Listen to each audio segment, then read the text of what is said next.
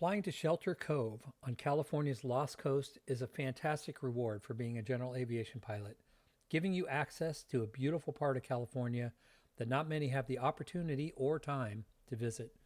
It is the best $100 hamburger I've ever had so far. If you live in or get a chance to fly in Northern California, I highly recommend adding this airport to your bucket list. I have attempted to make this flight 5 times in the last few years, successfully landing at Shelter Cove twice. Now, while I don't profess to be an expert by any means, I believe my experience can help you prepare for your own flight to Shelter Cove. In this video, I will walk you through my preparation routine for this flight and hopefully give you some tips to help you successfully make the journey. If you enjoy this video, be sure to like and subscribe so that you can follow along in my future flying adventures.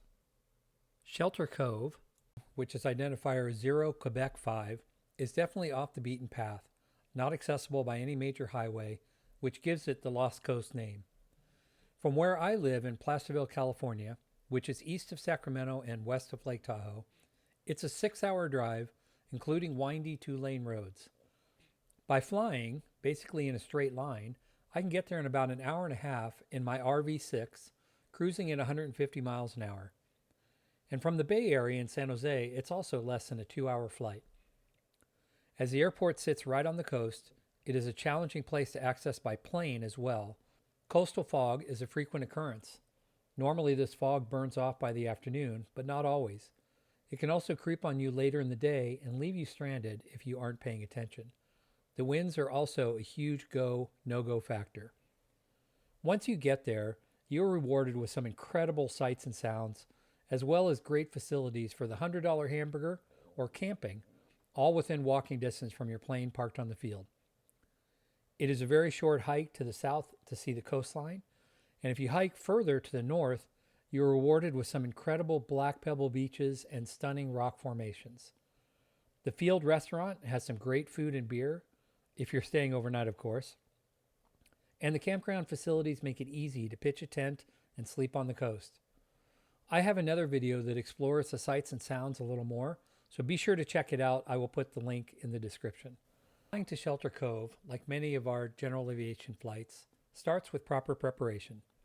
The unique challenges to this area are weather-related, fog and wind.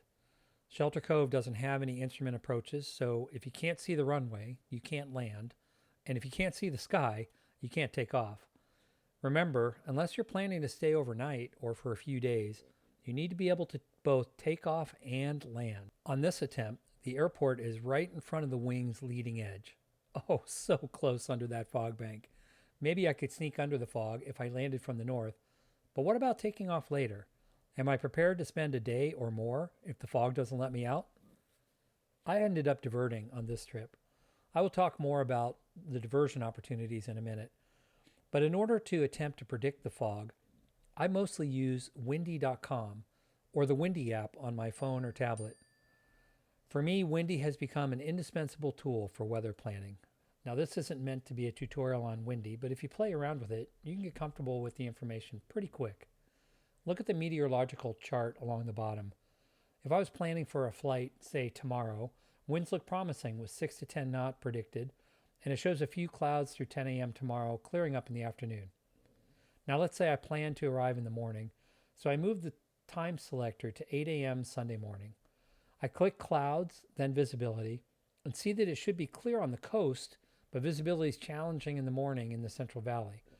If I move the time slider to 9 a.m. Sunday morning, you can see a lot of that low visibility has cleared up in the valley.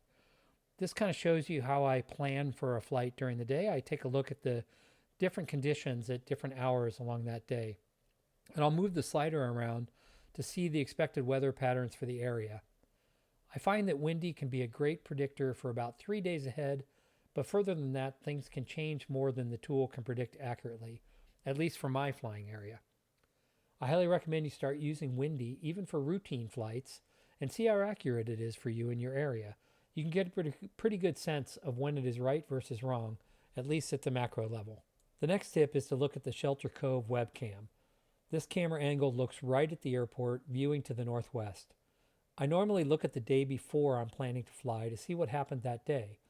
While this isn't a promise of tomorrow, it's a good place to start, and it can give you a good idea of when the fog might be burning off. In the winter months, the fog is reduced, making it more certain you can land once you get there. But of course, it makes for a colder hike along the coast. The wind can also be challenging, so be sure to keep a close eye on that metric so you're comfortable with what the conditions are once you arrive. I personally use ForeFlight, so I always keep a close eye on the weather predictions there as well. As I checked right now, you can see that ForeFlight is repeating a weather advisory for this Sunday morning example. Although windy shows that it should be clear and light winds, the ForeFlight warning tells me to be careful for wind events that might keep me on the ground. In fact, I was hit by changing winds on one of my earlier attempts to Shelter Cove. Tim and I discussed this last time we were there. Let's have a listen. Absolutely beautiful. Great place. I remember the last time we got a good day like this where everything kind of came together. Usually there's something, you know, like 25-mile-an-hour wind. Yeah, well, remember that one takeoff we took off out of here? Yeah. Well, that was Little River. That was the one that was pretty scary. That one was, yeah, we had that huge crosswind. God, it was probably a 45, 50-mile-an-hour crosswind once you got about 1,000 feet off the ground. Yep, that was my most memorable trip in terms of exciting takeoffs. Yeah.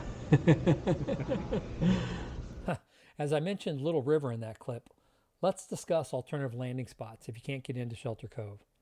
I have personally landed at both Little River and Garberville when I couldn't get into Shelter Cove due to fog.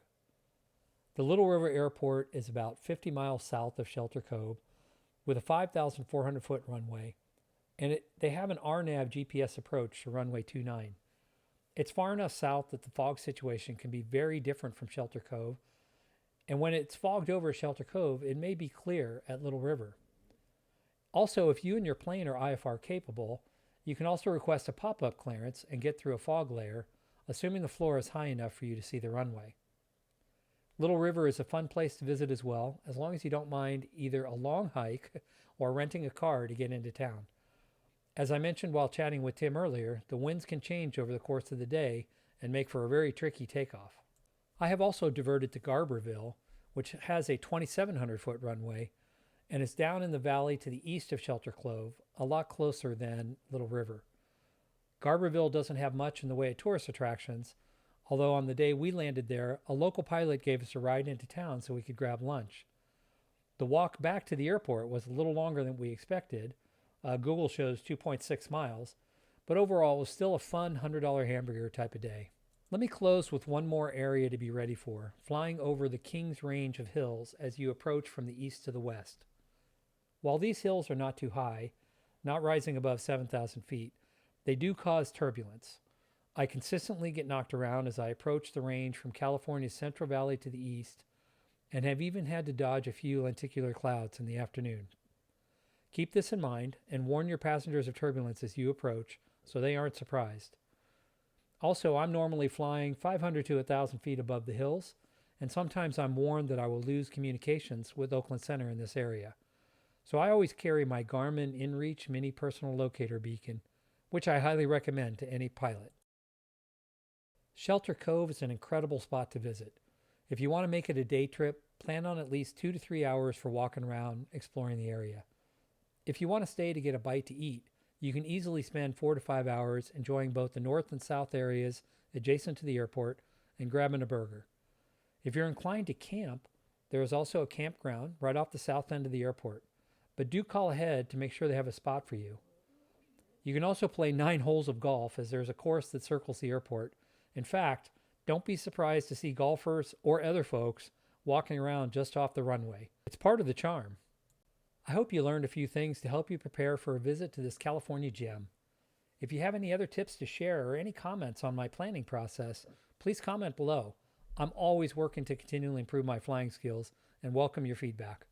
Also, please like and subscribe if you want to see more Silva adventures.